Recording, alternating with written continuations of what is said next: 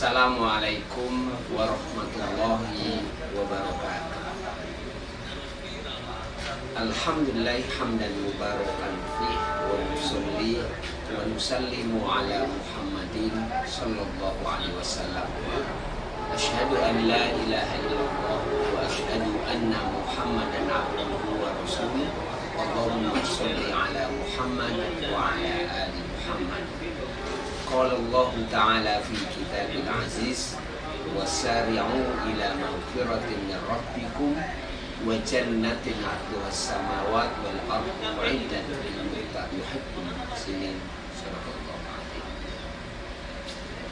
Hadirin hadirat pemirsa Fit News yang dirahmati Allah Subhanahu wa taala. Saya memulai kajian pada hari ini dengan sedikit pertanyaan dan tebakan. Berapa jumlah jari tangan saya? Oke. Ya. Pertanyaan selanjutnya, berapa jumlah jari dari 12 tangan? Mari kita jawab di dalam hati.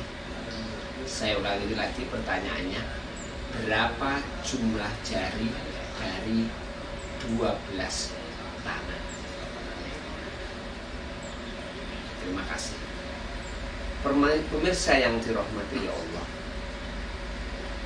mungkin ada sebagian dari kita menjawab yaitu 120, dan ada sebagian dari kita menjawab 60. Bagi yang menjawab 120, itu adalah jawaban yang langsung, spontan, dan mohon maaf tidak terlalu mikir. Dan jawaban 60 adalah jawaban mikir dulu, tidak terlalu cepat, baru menjawab. Jawaban 120 namanya jawaban reaktif, berangkat dari apa yang muncul pertama kali dalam pikiran kita, lalu kita menjawab. Sementara jawaban 60 adalah jawab namanya responsif, yaitu jawaban yang dimunculkan dari beberapa kali berpikir kemudian baru menjawab. Pemirsa yang dirahmati Allah, di dalam kehidupan kita, bahkan saat kita mendidik putra-putri kita, kita dihadapkan juga pada tanggapan yang kadang-kadang mereaksi atau kadang-kadang merespon. Berbahagialah jika kita ini lebih sering merespon. Jadinya kita melihat anak kita memecahkan piring, maka kalau mereaksi, ya kita langsung marah, kita bentak, dan itu adalah reaksi kita. Tetapi jika kita ini merespon, maka ketika melihat seorang anak menjatuhkan piring, kita tidak langsung membentak, kita berpikir toh anak ini menjatuhkan piring bukan disengaja, tetapi justru kita mengajak anak untuk membersihkan piring itu, dan ini responsif. Satu contoh yang lain bagi kita sebagai orang tua, seringkali mendapatkan raport bagi anak kita. Anak-anak kita tentu ada nilai yang baik dan ada juga nilai yang kurang baik. Mari kita cek lagi, apakah kita cenderung mereaksi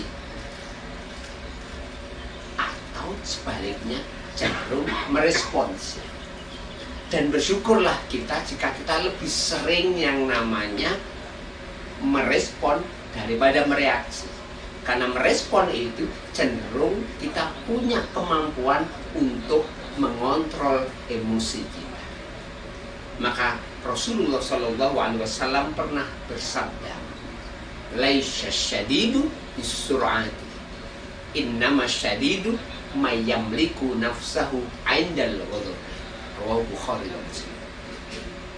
Bukanlah orang yang kuat itu adalah orang yang pandai berkelahi, Tetapi orang yang kuat itu adalah mereka yang mampu mengontrol emosinya saat marah. Melihat nilai yang kurang baik tentu kita marah.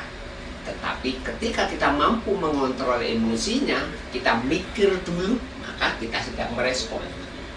Tetapi ketika kita melihat anak menjatuhkan piring, kita marah dan langsung membentaknya, kita sedang melakukan reaksi. Dan dampaknya tentu anak tidak akan tumbuh dengan respon mikir dulu, tapi langsung to the point. Saya bisa menganalogikan ini, apalagi kita ini saat Ramadan, tentang petasan. Ada petasan itu yang sumbu pendek, ada petasan itu yang sumbu panjang. Bagi yang mereaksi, maka sebenarnya seperti petasan sumbu pendek. Baru saja dinyalakan, maka langsung meledak. Resikonya besar dan dampaknya lebih besar. Tapi sebaliknya, ketika petasan itu sumbu panjang, dinyalakan, ada masih rentang waktu yang cukup untuk menghindarkan diri dari bahaya petasan itu, dan itu lebih aman. Ada sebuah cerita, dan saya masih ingat cerita itu. Suatu hari saya ajak makan anak saya.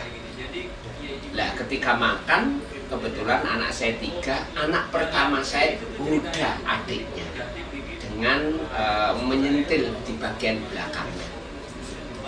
Lah, melihat itu adiknya terganggu. Ini siapa sih? Adiknya responnya begitu. Dan kakaknya diam. Ketika adiknya mulai tenang lagi, kakaknya tidak sabar, langsung juga menjawil lagi. Dan ini siapa sih? Sampai 3 kali, dan ketahuan yang melakukan adalah kakaknya. Nah, saat itulah adiknya ingin membalas dengan memukul. Ketika ingin memukul, kakaknya menghindar. Dan akhirnya sampai 2 kali, dan adiknya begitu emosi karena menghindar terus. Saya bilang pada waktu, ayo duduk di tempatnya. Dan ketika duduk, anak yang pertama karena menghindar sambil berdiri duduk, maka anak yang ketiga yang paling kecil yang digoda tadi tiba-tiba membawa ngambil sendok dan melempar kakaknya. Tidak kena kakaknya, tapi kena meja makan kami yang terbuat dari kaca. Apa yang terjadi pada meja makan itu? Gempil, istilah Jawa. Melihat itu, saya langsung berdiri, saya tatap tajam anak saya. Walaupun saya seorang ustadz, toh saya tetap juga manusia biasa. Saya ingin langsung mereaksi anak saya, dan pada titik itulah saya ingat sebuah kata-kata. Janganlah kamu memarahi seseorang yang memecahkan bejana, karena bejana itu mempunyai ajal seperti ajal. Melihat itu, akhirnya saya tidak jadi memarahi anak saya. Saya masuk kamar dan saya menenangkan diri. Ketika 5 menit kemudian saya baru kembali lagi, dan saya katakan, nak, kamu sudah memecahkan meja itu, maka kamu silakan duduk di kursi tenang. Kursi tenang adalah bagian daripada sanksi yang kita berikan. Pertanyaan saya, ketika anak memecahkan gelas lalu saya mengeksekusi, dengan saya menenangkan diri dan baru memberi sanksi, beda atau sama? Tentu. Ketika saya menenangkan diri baru memberi sanksi, maka respon anak juga tenang. Tetapi ketika saya marah lalu memberi sanksi, tentu respon anak tidak setenang ketika kita marah. Kata kunci yang terakhir adalah belajarlah untuk kita terus merespon peristiwa-peristiwa yang terjadi pada keluarga kita saat kita mendidik anak-anak kita. Maka insya Allah akan tumbuh pada anak-anak kita kontrol emosi yang baik. Terima kasih, dan puasa ini mendorong kita untuk belajar mengontrol diri. Assalamualaikum warahmatullahi wabarakatuh. Terima kasih sudah nonton. Jangan lupa like, subscribe, dan share ya.